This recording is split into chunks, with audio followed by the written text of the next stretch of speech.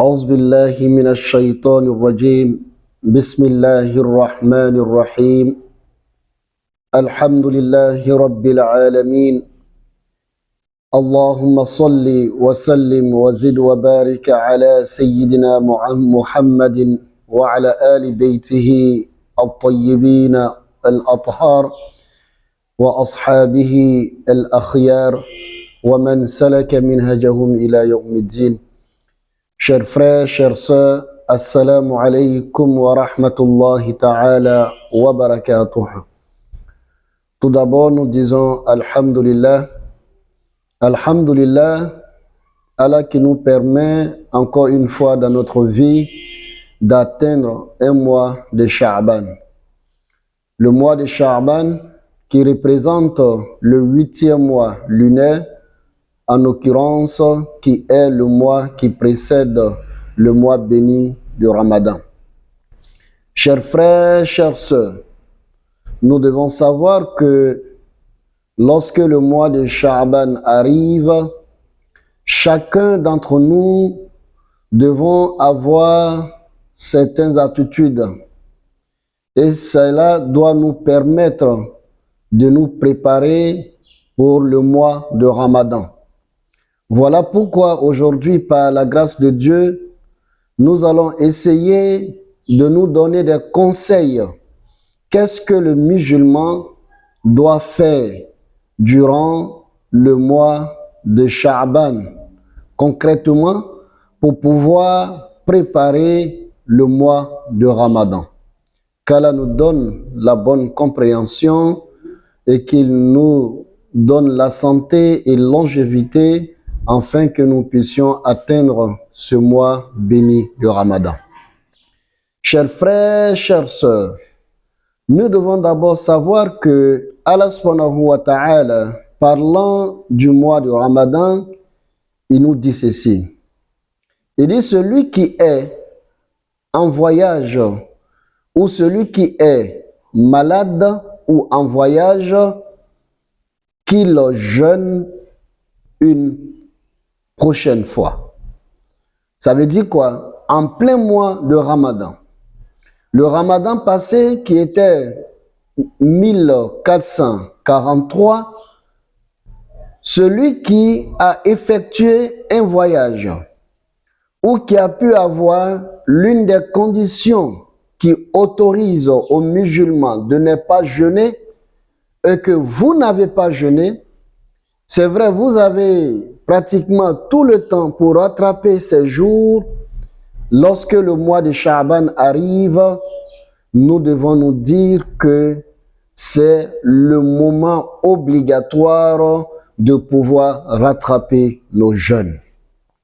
Cela est très très important, chers frères, chères sœurs. L'une des choses que le musulman doit observer ou faire attention, c'est de se poser la question. Le mois de Ramadan passé, qui était 1443, est-ce que les jours que j'ai eu à laisser à cause de la maladie ou à cause pour les femmes parce que j'étais indisposé ou bien parce que j'étais enceinte ou parce que j'avais un bébé à allaiter, etc., est-ce que j'ai pu rattraper tous les jours que j'ai laissés? Il faut bien comptabiliser et avoir la certitude que nous avons tous, on a rattrapé tous ces jours. Et si on se rend compte que parmi ces jours laissés, il y a des jours que je n'ai pas encore rattrapés, durant ce mois, le rattrapage devient une obligation. Parce que si on ne le fait pas, dans 3 semaines, quelques jours, on va se retrouver dans un nouveau mois de Ramadan.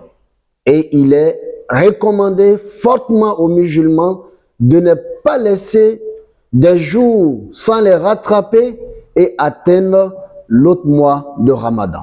Donc ça, c'est la première des choses que le musulman doit chercher à observer, que le musulman doit chercher à vérifier. Et lorsqu'il se rend compte qu'il y a des jours à rattraper et que sa santé lui permet de jeûner, il doit comprendre que le rattrapage devient pour lui une obligation. Mais s'il s'avère que, c'est vrai, il y a des jours que je n'ai pas pu rattraper, mais malheureusement, mon état actuel ne me permet pas de rattraper non plus. En ce moment, vous êtes toujours excusé. Donc, comprenons ça très bien. L'obligation du rattrapage se fait lorsque on est dans des conditions qui nous permettent de rattraper. Mais si ce n'est pas le cas, que nous sommes dans une situation, on ne peut pas jeûner, parce que la maladie pour laquelle je n'ai pas pu jeûner, la maladie persiste, en ce moment, on ne se fait plus l'obligation de jeûner, on continue à se traiter. Si on a eu la santé avant le mois de Ramadan ou durant le mois de Ramadan qui arrive, on jeûne ce mois de Ramadan et Inch'Allah, prochainement, on va rattraper les jours que nous avons. Ça, c'est la première des choses que nous devons faire. La deuxième des choses, on s'adresse à des personnes qui ont des maladies périodiques qui ne leur permettent pas de jeûner. On va prendre à titre d'exemple quelqu'un qui a des ulcères qui viennent par moment et il est sur un traitement. Il est important pour cette personne, durant le mois de Sha'ban, de consulter son médecin, de consulter son guérisseur, celui qui le soigne. C'est très important. Et le consulter, voir le traitement que vous avez fait. Est-ce que votre état actuel vous permet de jeûner le mois de Ramadan qui arrive? Oui. Lorsqu'on vous dira, votre état vous permettra, en condition que vous fassiez un tel traitement avant le mois de Ramadan et durant le mois de Ramadan, le musulman, si vous avez ces moyens, vous devez faire ces traitements. Faut pas, comme on le dit en d'autres thèmes, faut pas être celui qui est dur envers soi-même. Il faut prendre le conseil des spécialistes de la santé. Parce qu'on a vu des gens qui s'entêtent, ils jeûnent sans consulter et en plein jeûne, ils piquent des crises. Et souvent, ces crises les amènent même à ne plus pouvoir jeûner. C'est pas bon. Quand je sais que j'ai une telle maladie qui m'empêche par moment de jeûner, lorsqu'on est dans le mois de Sha'ban, je dois consulter mon médecin traitant. Donc, quand il va me dire, oui, pour que tu puisses jeûner, voici le traitement que tu dois faire. Durant le mois de Ramadan, voici le comportement que tu dois adopter. Je dois me contacter de ça. Et je dois respecter ce qu'il dit, car la santé est avant tout en islam. Voilà pourquoi l'islam dit celui qui est malade qu'il ne jeûne pas. Faut pas te dire, j'aime tellement Allah, donc je vais jeûner même si je vais prendre des risques pour ma santé ou bien pour ma vie. Non, c'est pas l'attitude du musulman. La deuxième des choses, comme je viens de le dire, ça concerne des visites. Et ces visites aussi sont valables pour les femmes qui sont enceintes.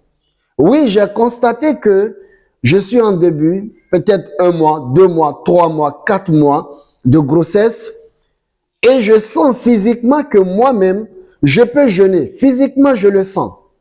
Mais je suis enceinte. Aujourd'hui, vous savez que la majorité des grossesses sont risquées. Donc, quand c'est comme ça, je vais voir mon gynécologue. Je vais le consulter. Je vais lui demander de faire une consultation pour voir l'état de l'enfant, l'évolution de l'enfant et la santé de l'enfant. S'il me dit que l'état de l'enfant en jeûnant, mon jeûne ne va pas impacter négativement la santé de l'enfant, la vie de l'enfant, en ce moment, je me prépare psychologiquement pour dire que cette année, bien vrai que je suis en jeûne, tant que moi-même physiquement, je peux jeûner, alhamdoulilah, le bébé n'a pas de risque, donc je me prépare pour jeûner, chers frères, chères sœurs. Cela est très important, ces conseils que nous donnons aujourd'hui, parce qu'il y a beaucoup de personnes, c'est vrai, ils sentent que eux-mêmes ils peuvent jeûner, mais ne pas consulter, ça peut mettre souvent la vie du bébé que nous portons en danger. Pourtant, l'islam, les savants nous disent de façon unanime, une femme qui est enceinte, elle n'a pas l'obligation de jeûner le mois de Ramadan, sauf si il n'y a aucun risque qu'elle court. Et le risque ici, c'est soi-même et c'est aussi le bébé, qu'Allah nous donne la bonne compréhension de l'islam et qu'il nous facilite la bonne pratique de l'islam. Et le troisième point, c'est de se préparer psychologiquement. Oui, c'est très important. Psychologiquement, je dois me dire que le jeûne du mois de Ramadan arrive. Donc, je dois être prêt psychologiquement pour jeûner. Je dois essayer. Voilà pourquoi le prophète, alayhi salatu wassalam, les savants nous disent que souvent, durant ce mois, il jeûnait souvent. Il jeûnait souvent pour se préparer. Mais évitons de jeûner tout ce mois, comme le prophète sallallahu alayhi wa sallam nous a dit. Le mois de Sha'ban, le musulman ne jeûne pas tout.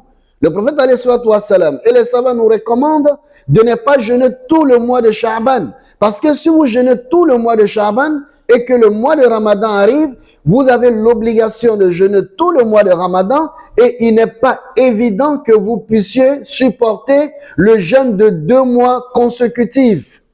Donc voilà pourquoi, c'est vrai, il faut s'entraîner, il faut jeûner par moment, il faut essayer les prières nocturnes sur le plan spirituel, il faut essayer de commencer les prières nocturnes pour que le corps s'habitue non seulement au jeûne, mais que le corps aussi s'habitue à la prière nocturne, parce que nous allons commencer les prières nocturnes, chers frères, chers sœurs. Donc voici des conseils auxquels nous devons faire beaucoup attention, nous devons suivre pour que le mois de Ramadan ne nous surprenne pas. Parce que quand le mois de Ramadan te surprend, vous allez voir que vous allez jeûner, mais sans une concentration. Vous allez jeûner, mais sans avoir l'aspect spirituel avec vous. Le jeûne sera pour vous comme un emprisonnement, comme un fardeau, vous devez vous débarrasser de ça. Non, le jeûne pour le musulman ne doit pas être un débarras. Mais très souvent, ça devient un débarras lorsque on ne se prépare pas psychologiquement, spirituellement et sur le plan de santé. Voilà, le jeûne devient pour nous un fardeau et dès qu'on s'est débarrassé, on dit Alhamdulillah et vous allez voir qu'on serait très pressé pour que le mois de Ramadan même s'en aille parce que pour nous, le mois de Ramadan, c'est un fardeau. Qu'Allah nous donne la bonne compréhension de l'islam et qu'il nous facilite la bonne pratique de l'islam. Pour terminer ces conseils, chers frères, chères sœurs, nous devons savoir que le mois de Ramadan, ça se prépare aussi financièrement. Donc c'est le moment de pouvoir essayer d'avoir une petite économie, une économie avec nous. C'est important. Il faut essayer petit à petit, selon tes moyens, il faut s'organiser sur le plan financier pour que le mois de Ramadan ne te surprenne pas. Oui, c'est important. Pour ceux qui ont les moyens, il faut déjà penser à ceux qui n'en ont pas pour que le mois de Ramadan ne nous surprenne pas. Il faut déjà planifier ce que tu vas aider pour pouvoir surmonter les charges du mois de Ramadan. Ça se prépare maintenant, chers frères, chères sœurs. S'il faut faire des budgets pour ça, pour pouvoir aider ceux qui n'en ont pas, pour que nous puissions tous passer un mois de Ramadan dans la gaieté, dans la joie et alhamdulillah, et que Allah subhanahu wa ta'ala va nous donner tous les mérites qu'Allah nous donne le mois de Ramadan, qu'il fasse de nous des musulmans sincères, des musulmans pieux, et qu'il nous facilite la bonne préparation du mois de Ramadan. Assalamu alaikum wa rahmatullahi ta'ala wa barakatuhu.